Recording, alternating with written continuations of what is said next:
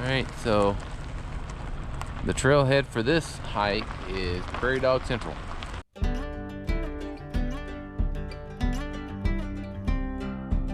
Alright, so we're heading back out to Custer State Park to get another hike in the Custer State Park Challenge.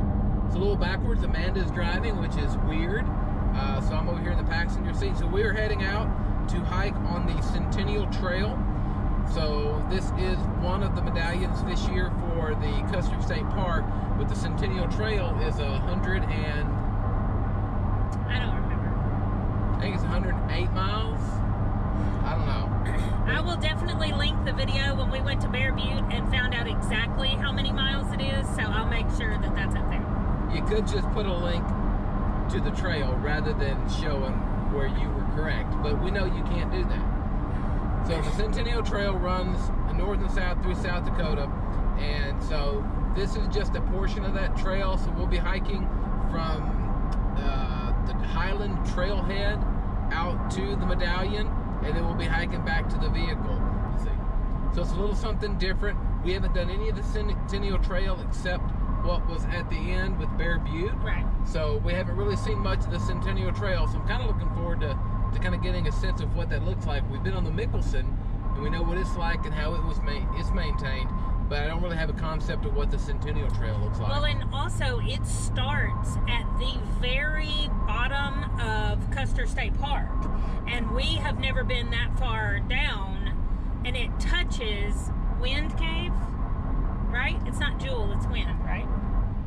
Yes. Yeah, it touches Wind Cave. So I think we're going to see a sign that has like Wind Cave on one side and Custer State Park on the other side.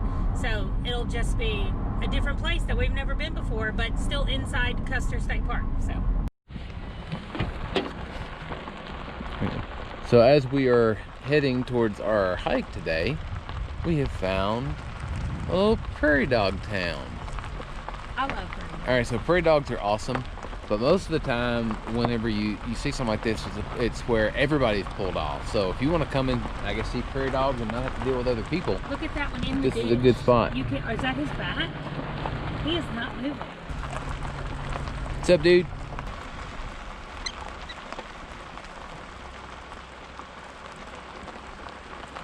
All right, stop. You gonna say something? No, he's going your hole.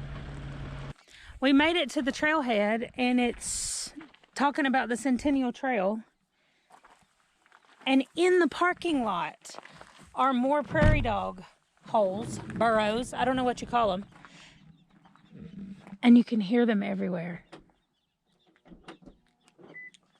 So I think we're going this way. It's 111 miles. And it starts, apparently, I don't know, it starts maybe down here, I don't know, but we're right here. And we're going just up this way toward the Wildlife Loop Road. This whole part is Custer, so we're at the very bottom. And we're just going up this way till we get to the Medallion and coming back. So we're going that direction. It looks like a road. We got a little bit of rain on us on the way driving in. But now it looks like it's blue, at least this direction where we're going. You can see the nice line of clouds, and we're hoping that those keep going away from us. And we're heading into the brighter part, the sunlight.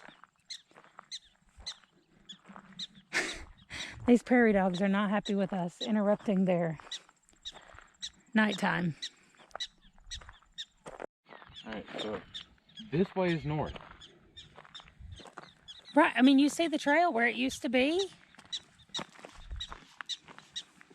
but you can't get in there. Oh, it's not locked, it's closed. It says 89. That's the Centennial Trail is 89. Lift up. Yeah, you have to pull that. Reach around. Yeah.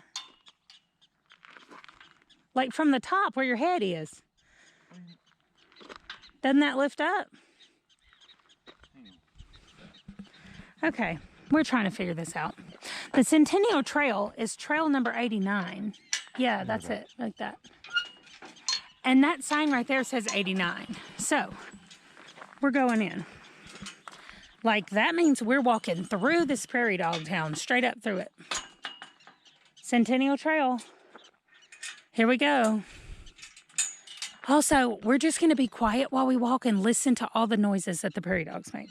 Okay, it means you got to stop talking.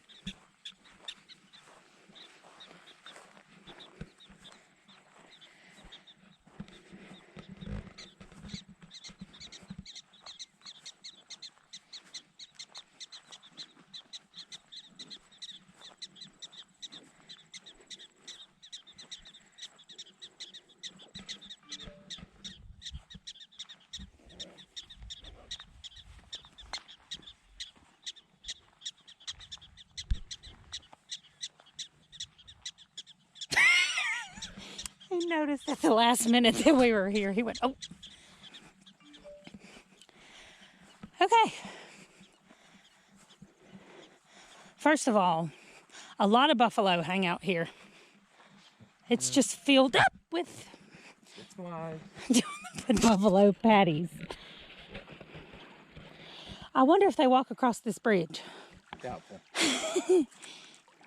You stay over there till I get across. There's too many flies. I don't like them. Okay. I already dislike this trail. There's entirely too many flies here. And I thought we were done with prairie dogs, but apparently they're on this side too. One little flower out here growing next to a trail marker. Okay, he has to go back to get the battery for the GoPro. But I am going to keep moving because something big out here just bit me. It looked like a really big fly. Anyway, so far we're like 1/10 of a mile into this hike and I am not loving it. I mean, I love the prairie dogs and the views we have are very cool. However, it feels like we're in the middle of nowhere and we're just going to be attacked by like a whole horde of prairie dogs. I wonder what a group of prairie dogs is called. Probably like a family of prairie dogs, but I want to call them a horde. And based on the amount of buffalo droppings, I believe they're called buffalo chips. There are a lot of them in this area a lot of the time. So, just one more reason to not be thrilled.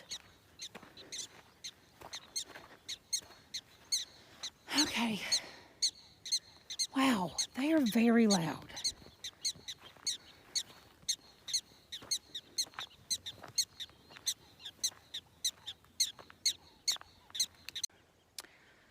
I am freaked out a little bit. Oof. Maybe we're officially leaving the prairie dogs behind, and I'm not sad about that at all. So much buffalo evidence out here. And we're about to go up and over that. See what's next. So, a little ways into the trail, actually about a mile in, it curves off to the left, and now we're heading off more into the woodsy area. So just follow the blazes, and there's the Really well marked. Yeah, it's really well marked. I'll show you what those look like. So there are these markers that have been all along the trail. So it is tough to lose your way on this one, which is good. So hiking, biking, and horseback riding. This middle part, we're just over 1.5 miles in, and it's really tall grass. I wish they would come out here with some kind of mower or something and just like tone it down a little bit. It makes it hard to see, well, everything but the buffalo chips. They're everywhere. But it still makes it hard to see where your feet are stepping, which makes me paranoid. And then I don't look at the beautiful views. All right, so it appears that the intel from our friend was correct. She said it was a couple miles into the trail. So we are like at 1.9 miles. And here's the Medallion. It's right here at this fence row, starting into another field that seems to be full of prairie dogs. So this is your Prairie Dog Trail if you ever want to come on one. And in fact, that is what the Medallion Nice. is.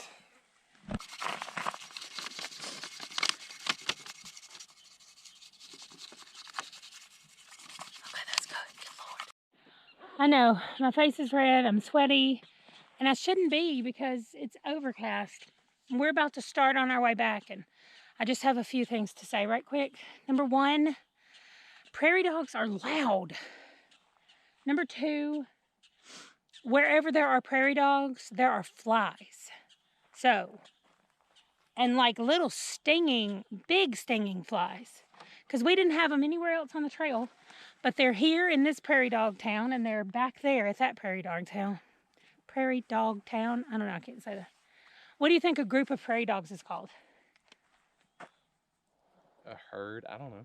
Because I don't remember what I called them at the beginning, but I said I felt like we were going to be carried away by a group of them, but I can't remember what I called them. That's called being old. Anyway. Do you know what they actually are called? No, I'll have to look at it. I'll put it in here. And number three, if you do this trail, come either early in the morning or in the late afternoon like we're doing. Otherwise, you're going to burn up. There's no shade. Yeah. There's no shade. You're in the trees, like see, but you're not in the trees. So just keep that in mind. Those are our 3 tips. If you've made it this far through the video, you get those 3 bonus tips. So.